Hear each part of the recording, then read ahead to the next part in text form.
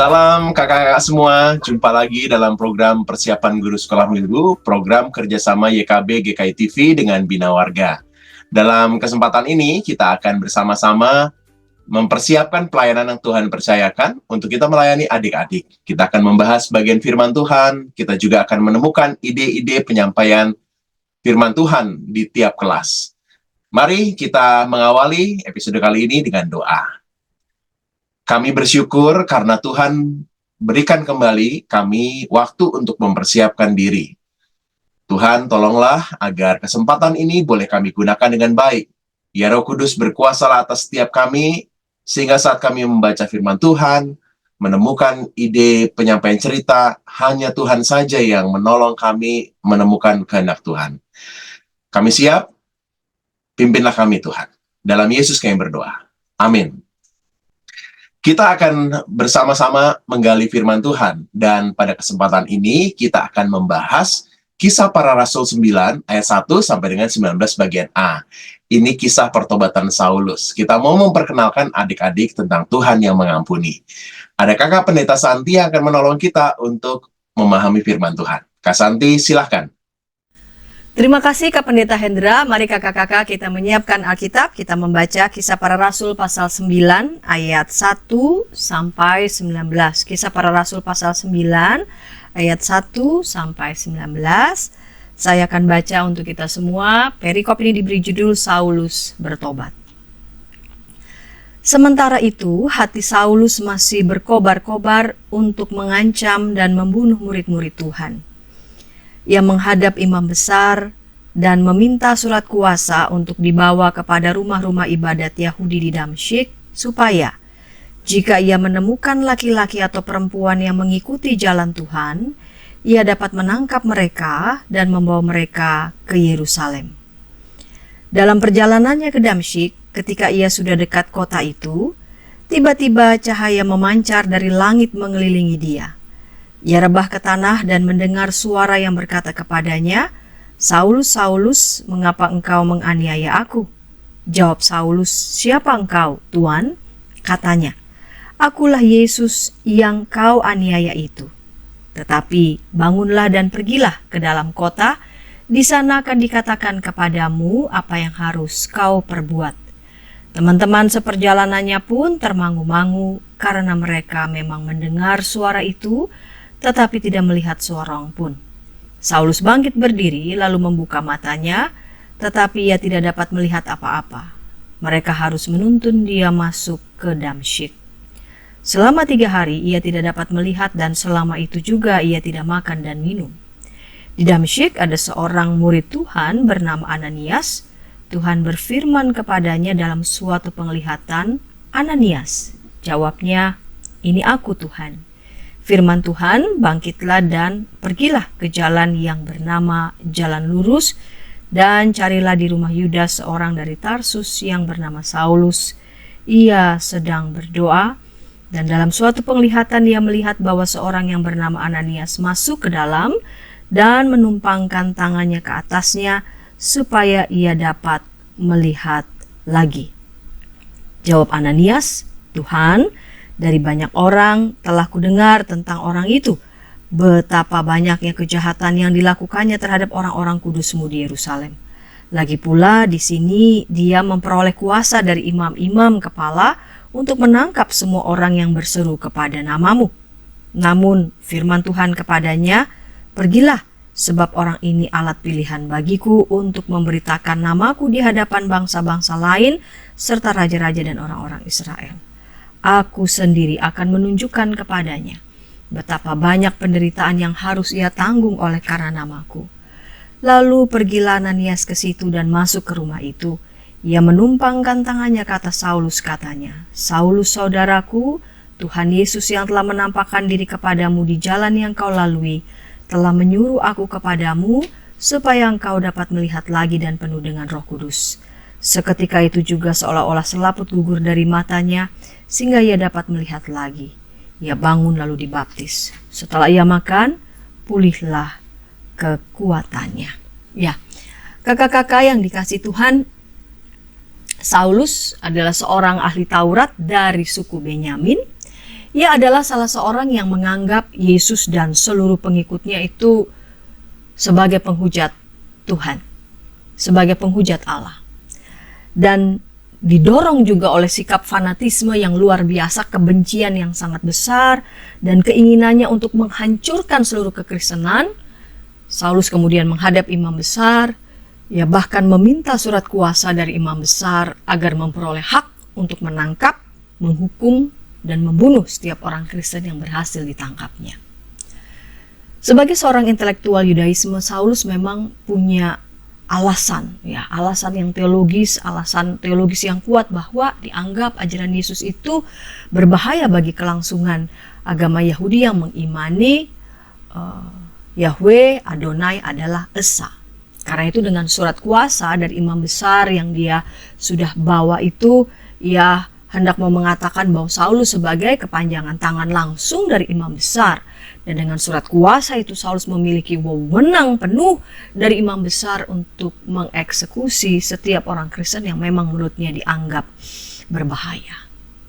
Namun di teks ini dituliskan bahwa peristiwa di Damsyik justru menjadi titik balik dari kehidupan Saulus.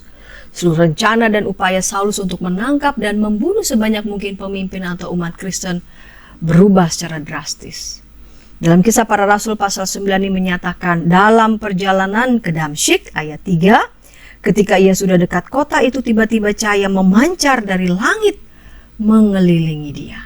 Nah, pertanyaannya, apakah pengalaman Saulus di Damsyik ini sekedar suatu ilusi saja? Tidak ya.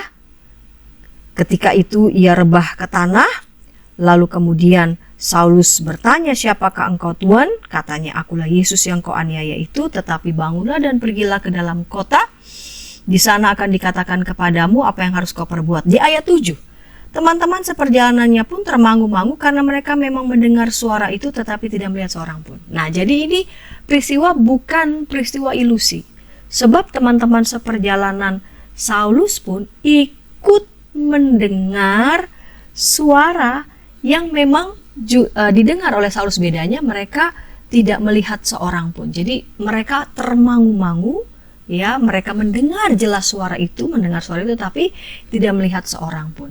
Karena itu peristiwa yang dialami oleh Saulus ini bukan peristiwa ilusi, namun sungguh-sungguh itu pengalaman spiritual yang justru melalui pengalaman itu menjadi titik balik kehidupan Saulus.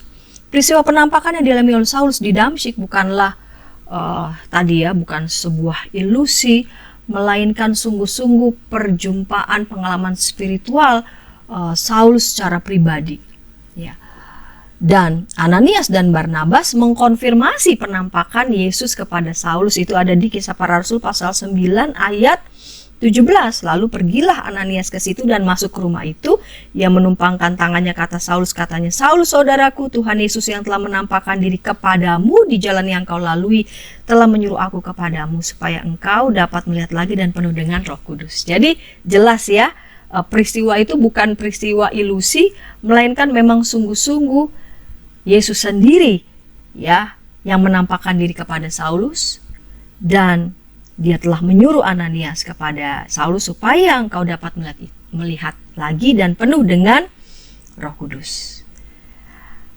Dan paling akhir dari semuanya itu kita melihat bahwa Saulus memberi diri, lalu kemudian dia didoakan, dan seketika itu juga seolah-olah selaput gugur karena cahaya yang memancar itu sangat terang, itu membuat mata Saulus seketika itu buta. Di ayat 9, selama 3 hari ia tidak dapat melihat, dan selama itu juga ia tidak dapat makan dan minum. Jadi bayangkan pengalaman itu membuat sontak dia buta selama 3 hari, lalu kemudian ia sangat tidak berdaya, tidak dapat makan dan tidak dapat minum. Ya, kakak-kakak yang dikasih Tuhan, dari teks ini kita akan melihat tujuan di setiap kelas ya. Anak memahami kisah pertobatan Saulus dan anak mau meminta pengampunan dari Tuhan. Ya, jadi pertobatan Saulus itu dimulai justru dengan pengalaman perjumpaan Saulus secara personal ya dengan Tuhan Yesus, dan yang semula ia sudah bersiap akan mengeksekusi murid-murid Tuhan dengan angkuhnya, tiba di satu titik dia tidak berdaya, sangat tidak berdaya, dan justru dia dibentuk oleh Tuhan. Dan dalam ketidakberdayaan itu Saulus justru dapat berjumpa dengan Tuhan dan mengalami pertobatan. Di kelas kecil, anak mengetahui bahwa Tuhan mengampuni dan anak mau meminta pengampunan dari Tuhan. Dan di kelas besar, anak mengetahui bahwa Tuhan mengampuni, anak mau meminta pengampunan dari Tuhan. Demikian Kak Pendeta Hendra. Terima kasih Kak Santi sudah menolong kita untuk menemukan pesan firman Tuhan di dalam Kisah Para Rasul 9 ayat 1 sampai dengan 19 bagian A. Kita akan membahas ide-ide penyampaian cerita ini di tiap kelas. Tapi sebelumnya, mari kita ikuti dulu beberapa informasi berikut.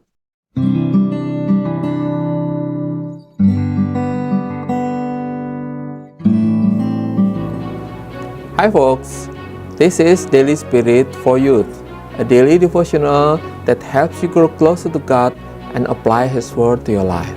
Daily Spirit for Youth dapat Anda saksikan hari Senin sampai Sabtu, pukul 4.30 waktu Indonesia Barat, di channel YKB TV.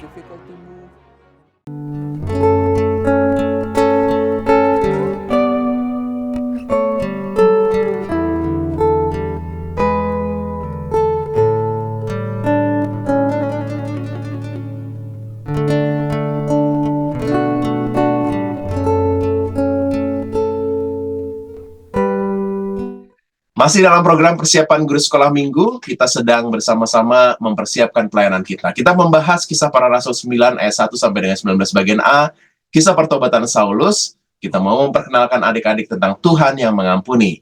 Kita sudah membahas firman Tuhan, saatnya kita akan membahas ide-ide penyampaian cerita firman Tuhan ini kepada adik-adik di tiap kelas.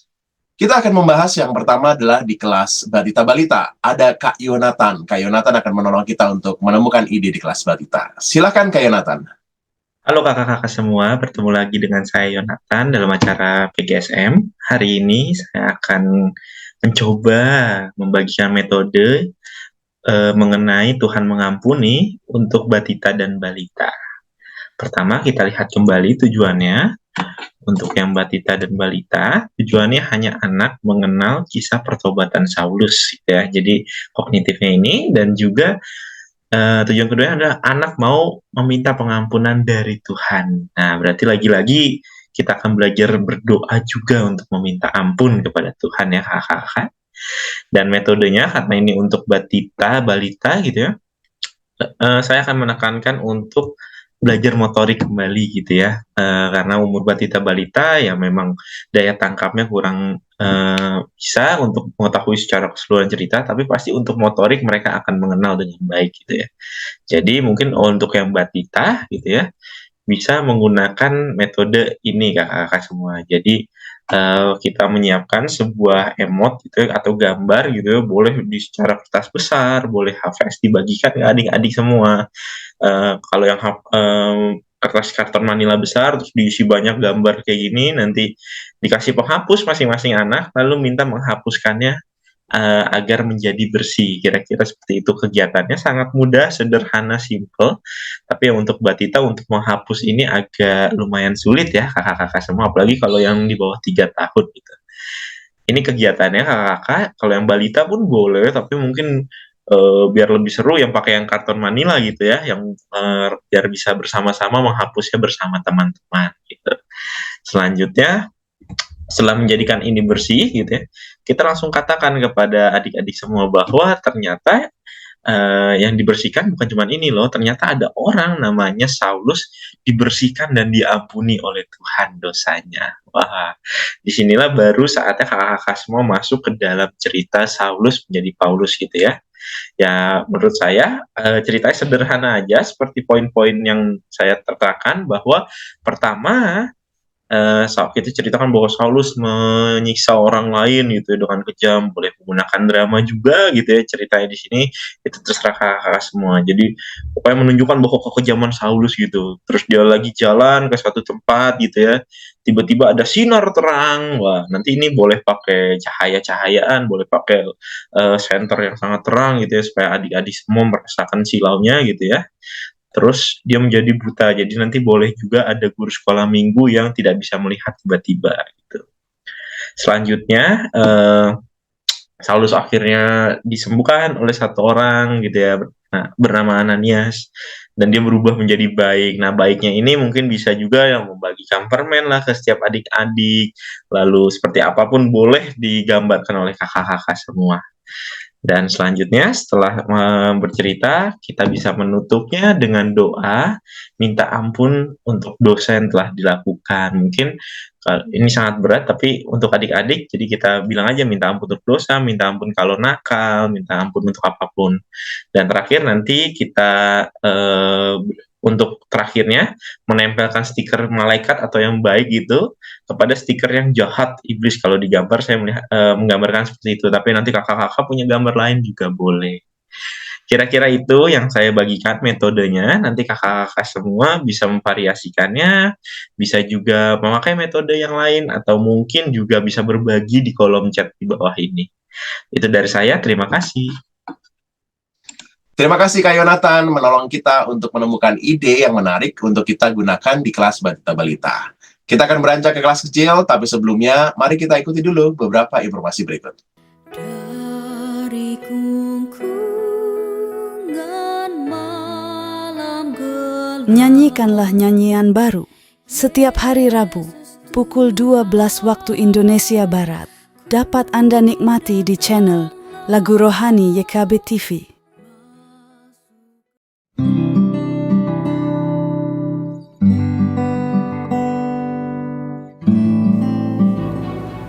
Hi folks, this is Daily Spirit for Youth, a daily devotional that helps you grow closer to God and apply His Word to your life.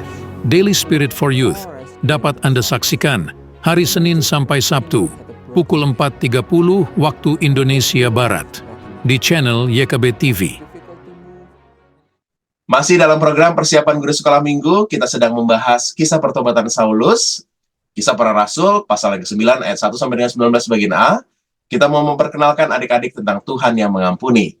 Nah, kita akan melanjutkan segmen yang berikut ini untuk menemukan ide di kelas kecil, kelas 1 sampai dengan 3 SD. Ada Kak Tulas. Kak Tulas akan menolong kita untuk menemukan ide di kelas kecil. Kak Tulas, silakan. Halo kakak-kakak. Ya, kali ini kita akan bersama-sama mempersiapkan pelayanan kita untuk anak kelas kecil ya. Jadi kita akan belajar hari ini dari kisah pertobatan Saulus, Tuhan mengampuni. Ya, jadi hari ini kita mau belajar dari kisah ini.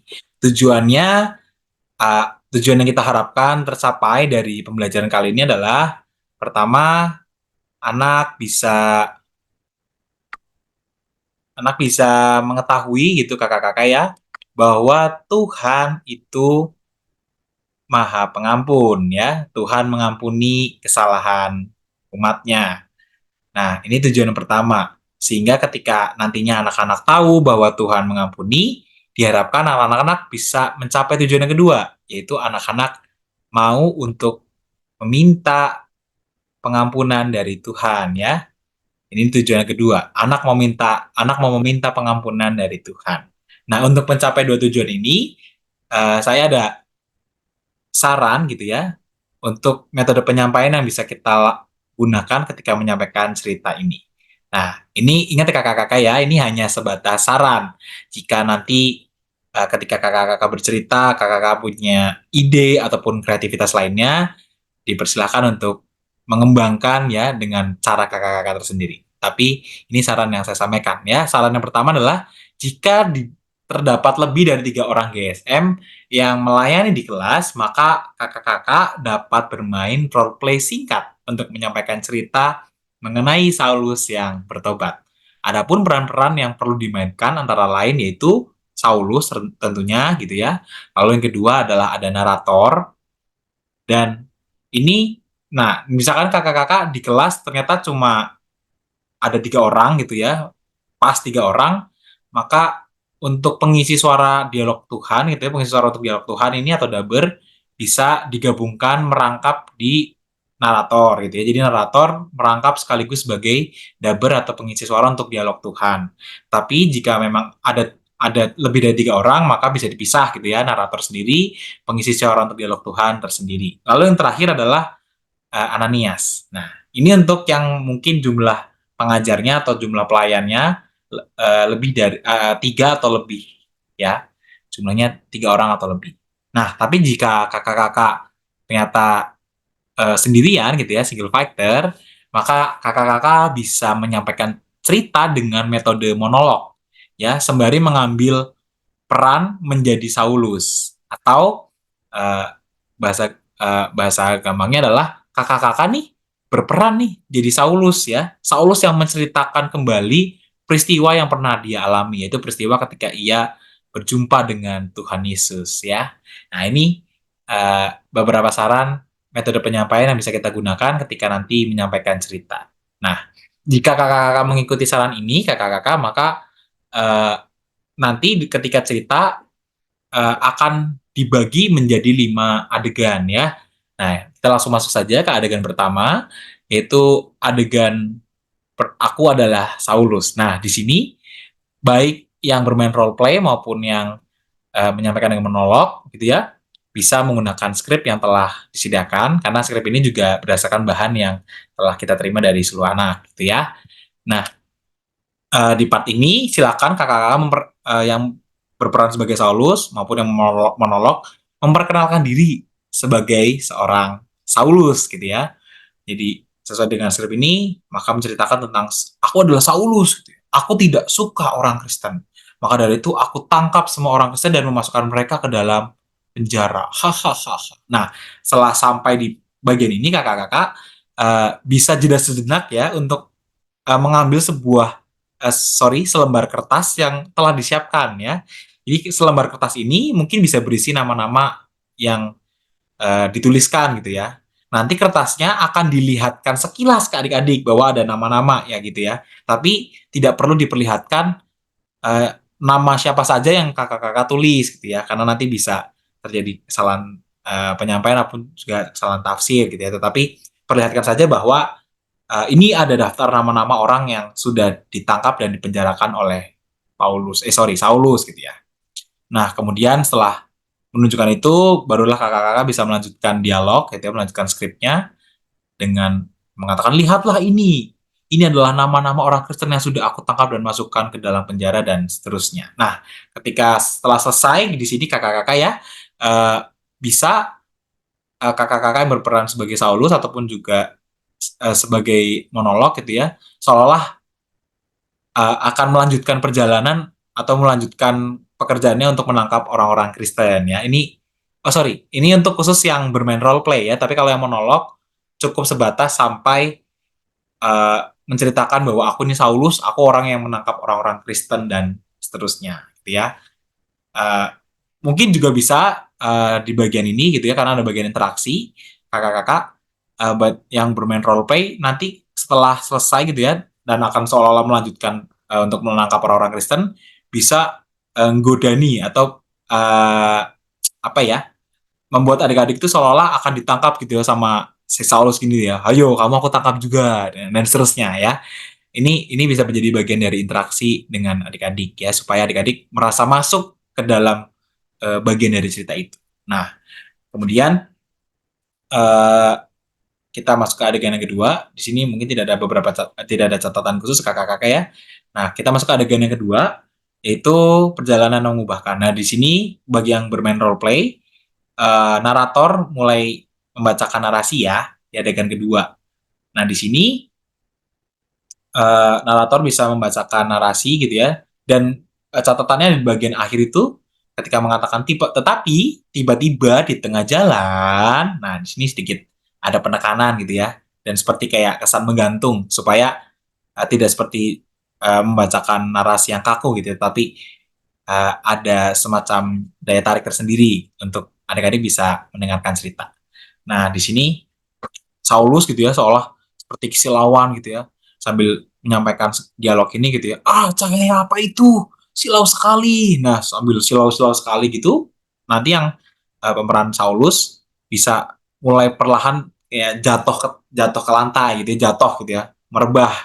Nah, ketika ini yang perlu diperhatikan kakak-kakak ya, ketika Saulus sudah jatuh ke lantai, narator ataupun yang menjadi dubber dari suara Tuhan bisa mulai memanggil nama Saulus gitu ya, perlahan seperti Saulus, Saulus. Nah, dipanggil terus gitu ya sampai nanti Saulus selesai membacakan bagiannya. Nah, di sini juga pemeran Saulus bisa uh, berinteraksi lagi nih dengan adik-adik dengan menanyakan apakah adik-adik mendengarkan suara yang sama dengan yang ia dengarkan.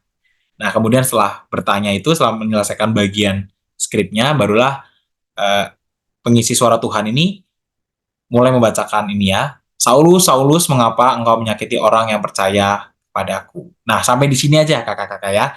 Lalu setelah narator selesai, pengisi suara Tuhan ini selesai membacakan skrip ini, diharapkan yang memerankan Saulus nanti bisa keluar seperti tertatih gitu ya, kayak orang kalau nggak bisa lihat gimana sih gitu ya. Jadi meraba-raba gitu ya, nggak bisa lihat jalannya dan seterusnya gitu ya. Sebagai bagian dari improvisasi terhadap cerita ini. Nah, bagi yang bagi yang membawakan dengan monolog, nah kakak-kakak bisa menyampaikan ini seperti sebuah cerita flashback ya, ketika pada saat itu Saulus ya berjumpa dengan Tuhan Yesus gitu ya. Di sini bisa menceritakan flashback bagaimana Paulus merasa begitu silau gitu ya, lalu mendengarkan suara dan seterusnya. Ya, ini bisa disampaikan seperti sebuah cerita flashback. Nah, kemudian kita masuk ke bagian ketiga, adegan ketiga, Ananias diutus Tuhan. Bagian ini tidak ada catatan khusus gitu ya. Tetapi perlu ditekankan aja untuk pemeran Ananias ketika membacakan dialog, perlu ada kesan seperti bertanya gitu ya kepada Tuhan tentang apakah benar Tuhan memilih Saulus dan seterusnya gitu ya, karena melihat track record dari Saulus yang begitu jahat dan kejam tadi ya. Nah, ini penekanannya di situ aja. Tapi sisanya sih kalau yang role play nggak ada catatan. Nah, yang bagian monolog kakak-kakak bisa menyampaikan ini seperti sebuah cerita yang didengar pada saat itu gitu ya. Jadi menceritakan kembali cerita yang pernah didengar ya. Jadi seolah-olah Saulus menceritakan cerita yang diceritakan oleh Ananias gitu ya, seperti sebuah flashback ya, menceritakan kembali pada saat itu gitu. Saulus mengatakan pada saat itu ada seorang Ananias bercerita bahwa bla bla bla bla bla seterusnya. Nah, ini untuk yang monolog. Lalu kemudian kita masuk ke bagian yang keempat, yaitu pertemuan Ananias dan Saulus. Nah, ini ada beberapa hal yang mungkin perlu kita cermati ya. Pada saat narator membacakan bagian dialog, dimohon untuk yang berperan sebagai Ananias dan Saulus memperagakan pose seperti gambar yang telah tersedia di slide ini ya kakak-kakak ya. Jadi Ananiasnya menumpangkan tangan di atas Saulus ya. Nah, ini mungkin bisa mengikuti gambar yang telah disediakan di sini. Nah, lalu Ananias membacakan bagian dialognya, yaitu ketika Ananias sudah meyakini keputusan Tuhan gitu ya, dan pada akhirnya dia menumpangkan tangan atas Saulus gitu ya. Nah, setelah selesai membacakan bagian dialog, maka yang Saulus ini senang gitu ya, karena pada akhirnya ketika Ananias selesai mengatakan bagian dialognya, si Saulus ini bisa melihat lagi gitu ya. Nah, ekspresinya mungkin digambarkan kaget gitu ya kakak-kakak ya, kaget ketika ia bisa melihat lagi. Nah, kagetnya mau seperti orang yang spontan sontak langsung gembira gitu ya, atau orang yang percaya nggak percaya bahwa akhirnya dia bisa ngeliat lagi, yaitu nanti bergantung pada bagaimana situasi dan juga kreativitas kakak-kakak sekalian gitu ya, mengimprovisasi bagian skrip ini. Tapi yang intinya yang perlu disampaikan adalah bagaimana perasaan Saulus saat itu ketika dia akhirnya bisa melihat lagi dan dia pun tersadar akan kesalahannya ya. Nah, di bagian ini juga untuk pemeran Saulus bisa untuk kembali berinteraksi ya kepada adik-adik dengan meminta maaf nih sama adik-adik ya, karena tadi kan Saulus tuh menangkap orang-orang Kristen gitu ya, termasuk juga mungkin tadi udah ngeledekin adik-adik nih, mau ditangkap nih, hayo dan seterusnya. Jadi eh, sebagai apa ya, sebagai kita mencoba menghadirkan cerita ini kepada adik-adik. Nah, itu mungkin yang bermain role play. Nah, sedangkan untuk yang monolog bisa menyampaikan ini seperti sebuah cerita flashback. Kembali lagi ya, bahwa disampaikan pada saat itu mungkin contohnya begini. Saat itu aku ingat bahwa ada seorang yang bernama Ananias. Dia datang menjadi utusan Tuhan. Lalu dia melumpangkan tangannya ke atasku dan pada akhirnya aku bisa melihat dan seterusnya ya. Ini nanti silakan kakak-kakak yang membawakan monolog bisa mengembangkan skripnya ataupun monolognya dengan kreativitas yang dimiliki. Oke, lalu yang kemudian, nah ini adegan kelima ya, jadi baik yang bermain role play ataupun yang monolog sama gitu ya, bisa menyampaikan skrip yang telah ada ini ya, telah disediakan. Di sini bercerita tentang Saulus yang bertobat ya, sorry slide-nya kurang T. Ya, Saulus yang bertobat dan dia mengatakan terima kasih Tuhan Yesus baik dan akhirnya dia percaya dia dan seterusnya. Dan di sini ada bagian di mana Saulus juga berinteraksi dengan adik-adik ya. Jadi baik yang monolog maupun yang role play bisa melakukan hal yang serupa.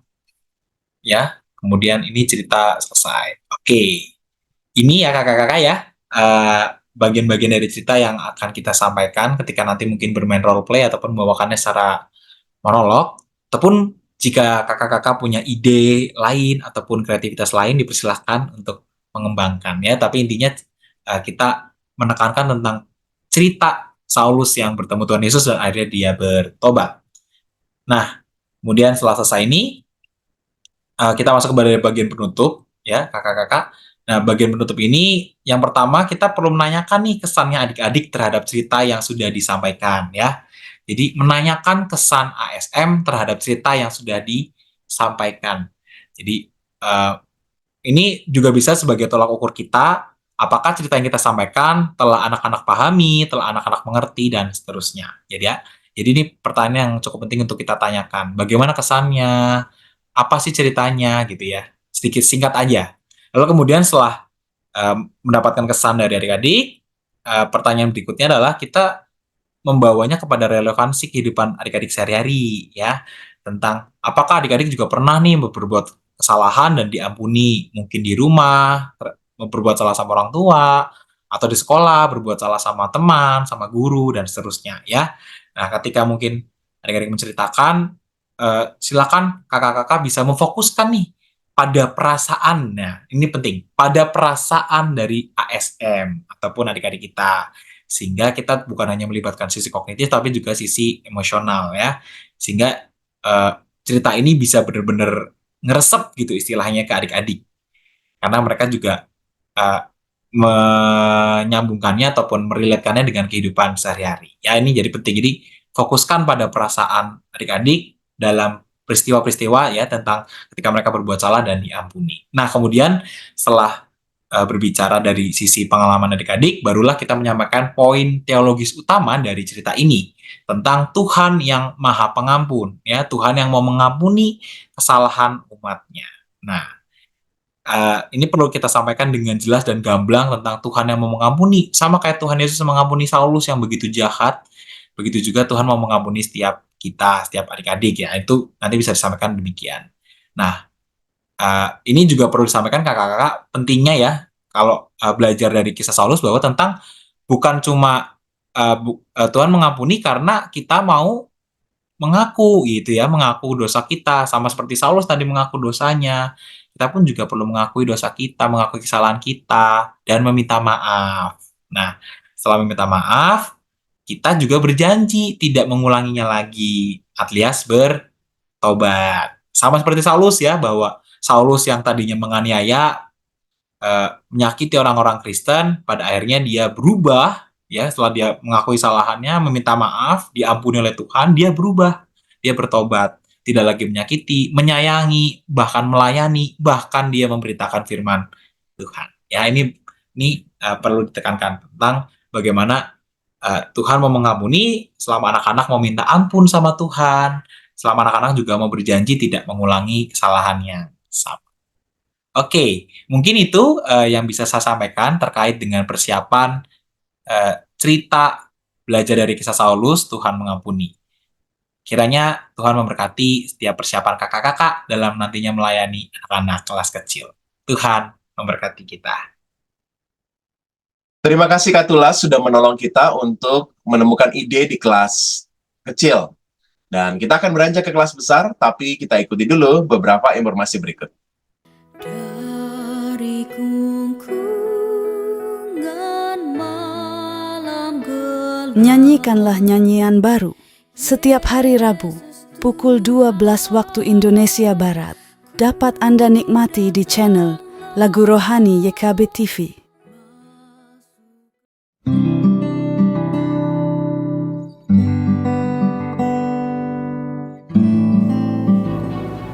Hi folks, this is Daily Spirit for Youth, a daily devotional that helps you grow closer to God and apply His Word to your life.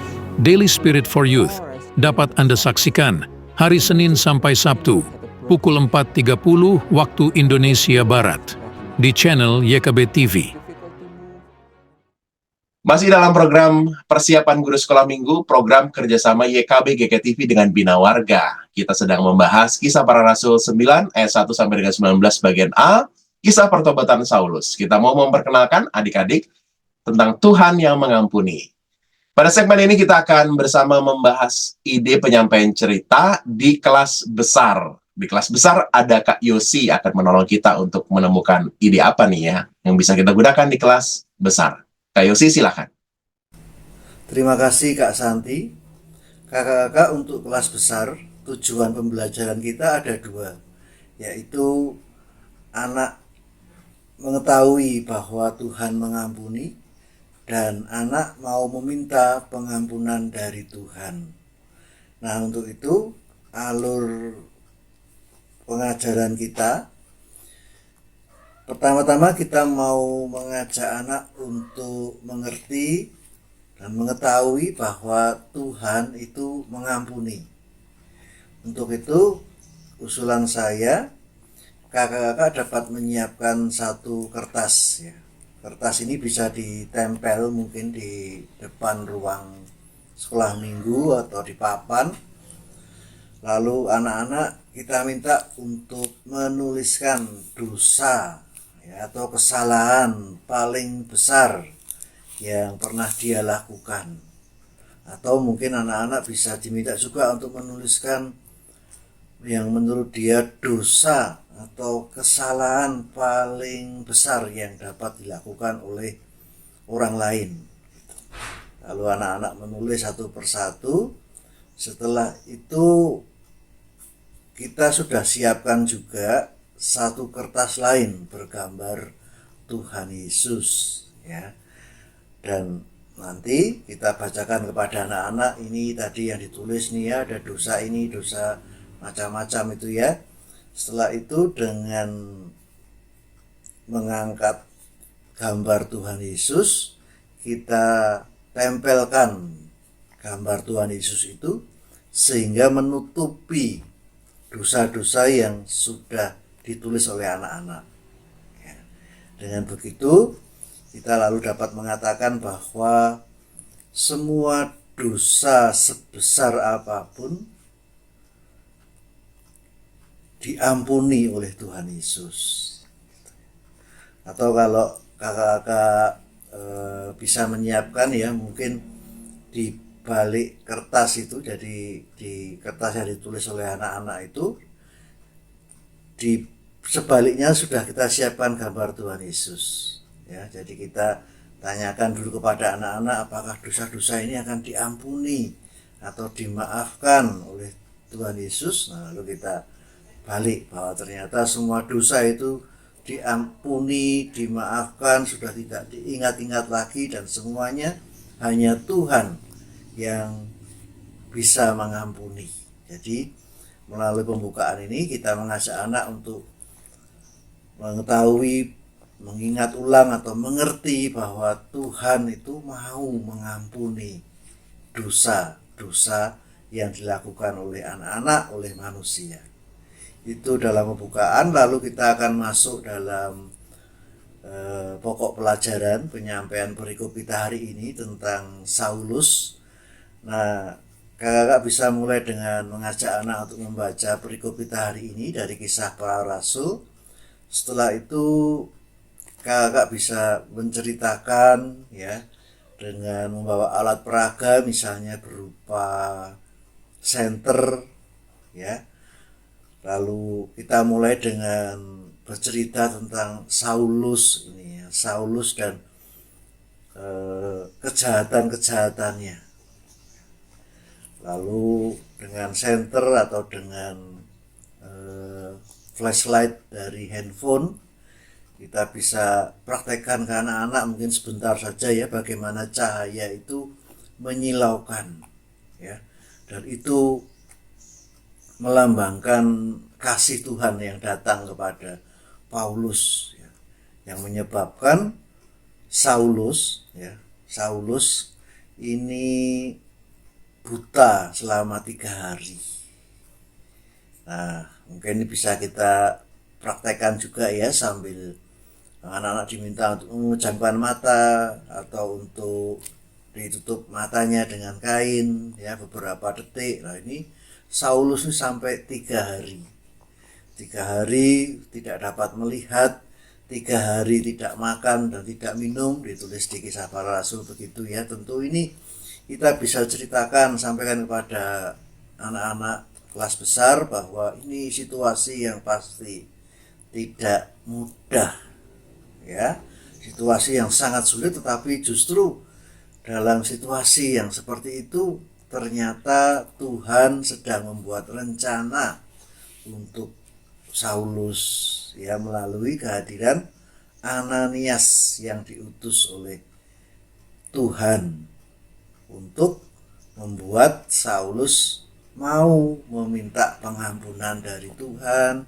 Saulus bertobat, Saulus menyesal ya, dan Saulus akhirnya dikenal sebagai Paulus yang sudah berubah, tidak lagi melakukan kejahatan-kejahatan. Nah, itu penyampaian pokok pelajaran. Lalu untuk penerapan, kita mau mengajak anak supaya mereka juga datang kepada Tuhan seperti Saulus ya. Nah, kita perlu sampaikan bahwa kita semua pasti pernah dan melakukan kesalahan, melakukan dosa, kejahatan. Sekarang yang pertama, usulan alternatif yang pertama ya, kita bisa siapkan anak-anak untuk berjalan di kelasnya. Kita mau bikin kayak mencari jejak gitu ya, berjalan dari satu titik ke titik berikutnya. Kita siapkan di kelas atau di luar kelas sekolah minggu kita, anak-anak berjalan dari satu tempat ke tempat yang lain. Tiap kelompok mungkin ada 3 atau 4 anak gitu ya, lalu satu orang berperan sebagai Saulus yang tidak dapat melihat ya. Jadi ada satu anak yang kita minta untuk tidak ditutupi matanya gitu ya. Lalu tiap kelompok ini sambil menuntun teman yang tidak dapat melihat ya, tentu di tempat kita jalan-jalan ini, baik di kelas maupun di ruang kelas ini sudah kita pasang petunjuk-petunjuk, misalnya arah panah atau apa gitu ya, ada 2 atau 3 pos perhentian gitu. Nah, setiap berhenti di situ kita kasih ada tugas buat anak. Tugas ini bisa berupa apa? Misalnya pertanyaan-pertanyaan yang harus dijawab, pertanyaan yang berhubungan dengan cerita hari ini. Misalnya, siapa sih Saulus? Lalu apa yang dialami Saulus? Ya. Lalu apa yang dilakukan oleh Ananias, dan seterusnya ya. Lalu di pos yang lain mungkin kita bisa bikin tugas, misalnya anak-anak untuk menyanyi atau apa gitu ya, tapi ini tugas-tugas ini kita usahakan supaya di setiap perhentian 2 atau 3 pos perhentian itu yang berhubungan dengan perikop hari ini. Misalnya diminta untuk menyanyi ya, lagu apa tentang pengampunan, tentang kasih Tuhan dan seterusnya. Nah itu, lalu yang lain, usulan saya yang lain mungkin anak-anak bisa kita minta untuk menuliskan di sebuah kartu kecil gitu ya tentang kesalahan mereka ya, tuliskan lalu dikumpulkan ke depan, lalu kakak-kakak guru sudah menampung ini kartu-kartu yang berisi pengakuan dosa ini, lalu kakak guru mendoakan ya, kita berdoa sama-sama dan itu menjadi cara kita untuk menunjukkan bahwa dosa-dosa kita perlu dibawa kepada Tuhan ya, kita meminta pengampunan dari Tuhan. Nah kakak-kakak itu beberapa usulan saya, mudah-mudahan bisa bermanfaat dan selamat mempersiapkan, selamat mengajar. Tuhan memberkati kita semua. Terima kasih. Terima kasih Kak Yosi, terima kasih sudah semua nih kelas kita bahas. Dari pembahasan firman Tuhan, batita balita, kecil dan besar. Demikianlah episode kali ini, kakak-kakak silakan gunakanlah semua ide-ide yang ada, sesuaikan dengan konteks kakak-kakak, dan terlebih kita semua bisa bertumbuh dalam firman Tuhan bersama adik-adik. Yuk kita tutup ya. Kami bersyukur untuk kesempatan kami mempersiapkan diri. Kiranya Roh Kudus menolong kakak-kakak yang akan melayani untuk mengolah semuanya, menyesuaikan dengan konteks masing-masing, dan tentunya terus berpaut kepada Tuhan. Terima kasih untuk kesempatan ini. Dalam Yesus kami berdoa. Amin. Sampai ketemu lagi ya minggu depan. Tuhan Yesus berkati.